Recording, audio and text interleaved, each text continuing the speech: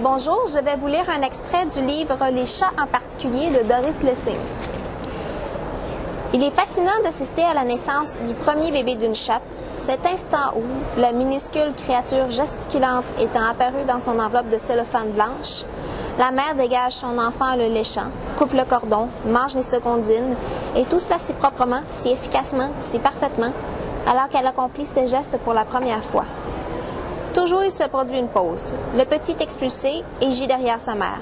La chatte regarde, prise au piège, en proie au réflexe d'évasion devant cette nouvelle chose reliée à elle. Elle regarde encore, ne sachant pas ce que c'est. Et puis le mécanisme se déclenche et elle obéit, devient mère, ronronne, éprouve du bonheur. Avec cette chatte, ce fut la pause la plus longue que j'ai jamais connue lorsqu'elle contempla son bébé. Elle le regarda, me regarda, bougea un peu pour voir si elle pouvait se dégager de cet objet encombrant, puis le mécanisme fonctionna.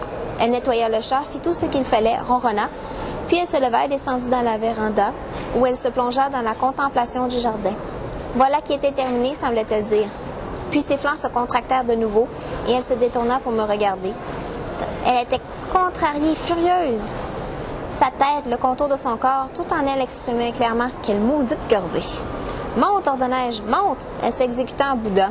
Elle s'essa de marche en marche, les oreilles basses, presque comme un chien, lorsqu'on le gronde ou qu'on le renvoie. Mais elle n'avait rien d'abject comme le chien. Au contraire, elle était furieuse contre moi et toute l'affaire. Quand elle revit le premier chaton, elle le reconnut, le système se remit en marche et elle le lécha. Elle donna naissance à 4 petits chatons en tout, puis elle s'endormit. Charmante image, exquise chatte blottie avec ses 4 bébés tétans. Ils formaient un bel ensemble.